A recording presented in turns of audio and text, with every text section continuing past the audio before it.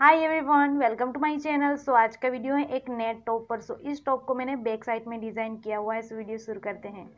सो यहाँ पर मैंने ये 1.5 मीटर नेट फैब्रिक को लिया हुआ है। यहाँ पर मैंने लाइनिंग नहीं लिया हुआ है। यहाँ पर मैं ये टॉप को ऐसे ही क्रिएट करूँगी। अब हम पहले प्लेन कपड़े पर उसकी मार्किंग करेंगे। सो इस तरह से मैंने ये प्लेन कपड़े को लिया हुआ है। ये सिंगल ही है, आप देख ही सकते हो। इस तरह से हमें सिर्फ मार्किंग करने के लिए ये कपड़े को लेना है। तो अब यहाँ पर मैं लूँगी शोल्डर मेजरमेंट। तो मेरा शोल्डर मेजरमेंट है 14 इंच, तो उसका आधा 7 इंच आएगा।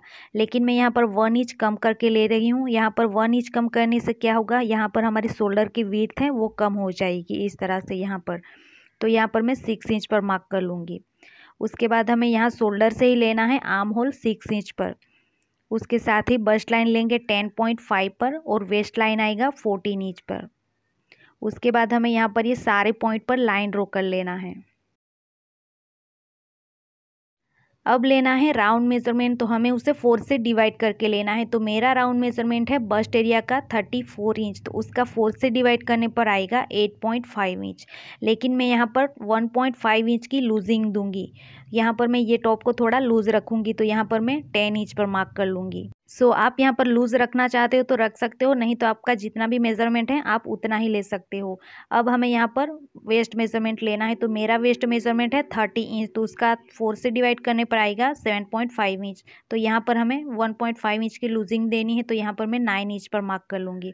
अब लूँगी मैं गले की मार्किंग। तो यहाँ पर मैं उसकी विड्थ ले रही हूँ 3.5 इंच और डीपनेस लूँगी 3 इंच। उसके बाद हमें यहाँ पर एक बॉक्स ड्रॉ कर लेना है और गले को और आर्म होल को अच्छे से ड्रॉ कर लेना है। सो अब हमें यहाँ पर ये वाले पॉइंट पर लाइन ड्रॉ कर लेनी है इस तरह से। उसके बाद हमें यहाँ पर हाफ इंच एक्स्ट्रा कपड़ा छोड़ते हुए दूसरी लाइन ड्रॉ कर लेनी है इस तरह से। यहाँ से हमारी कटिंग होगी।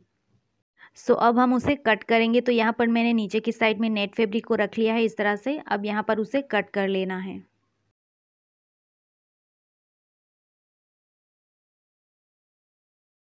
सो ये कटिंग कंप्लीट हो चुकी है। अब यहाँ पर ये जो कोना है यहाँ पर हमें कट देना है। तो यहाँ पर ये कोने पर मार्किंग कर लेनी है इस तरह से। यहाँ पर ये मैंने मार्क किया हुआ है, ये कोने को हमें कट करके उसे निकाल लेना है।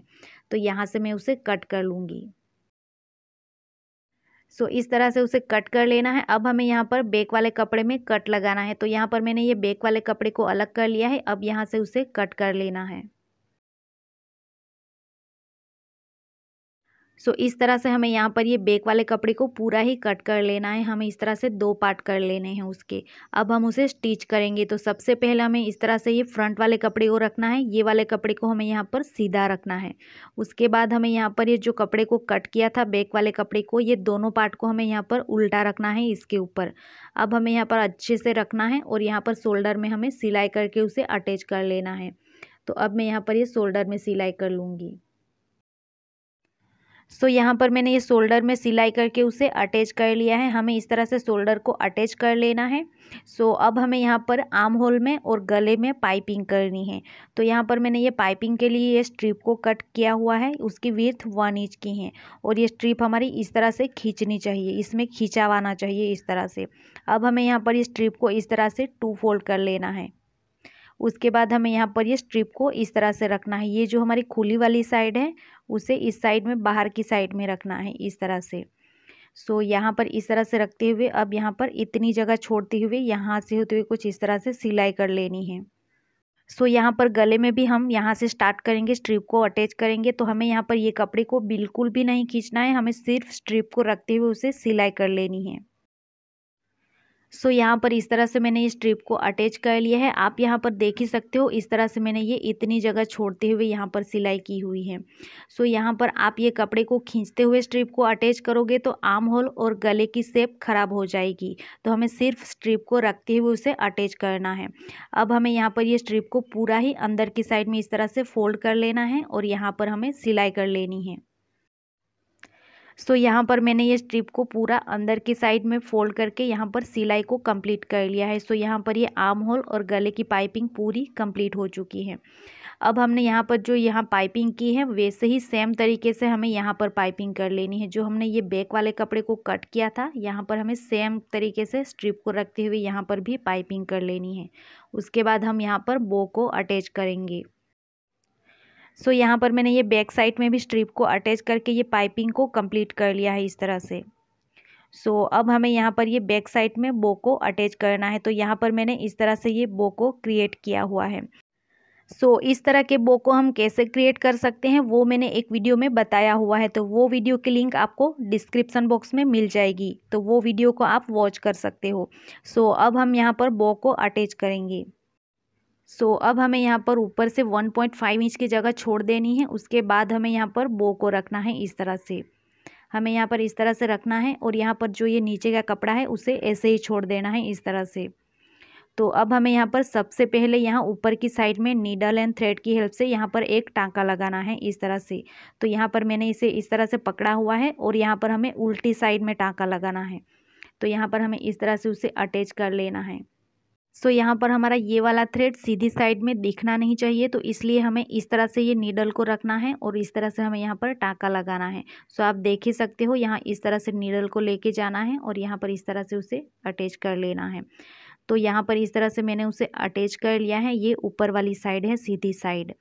सो अब हमें यहाँ पर जहाँ जहाँ बो को अटैच करना है वहाँ पर भी हमें टाँका लगाना है सेम तरीके से। जैसे हमने ऊपर की साइड में नीडल एंड थ्रेड की हेल्प से टाँका लगाया हुआ था, वैसे ही हमें यहाँ पर भी टाँका लगाना है जहाँ हमें बो को अटैच करना है।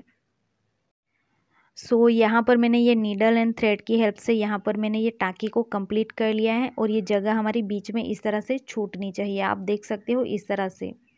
अब हमें यहाँ पर बो को रखते हुए उसे अटैच कर लेना है। सो यहाँ पर आप देख ही सकते हो, एक बो को मैंने यहाँ पर अटैच कर लिया है। यहाँ पर मैंने नीडल एंड थ्रेड की हेल्प से ही उसे हाथ से अटैच किया है। यहाँ पर मैंने दोनों साइड में टाँके लगाकर उसे अटैच किया हुआ है। सो यहाँ पर मैंने एक साइड में टाँके को कंप्लीट किया है और यहाँ पर ये बाकी है। तो अब हम यहाँ पर उसे कैसे अटैच करेंगे। तो अब हमें यहाँ पर बो को इस तरह से पकड़ना है और नीचे की साइड से हमें नीडल को ऊपर की साइड में लेके आना है इस तरह से।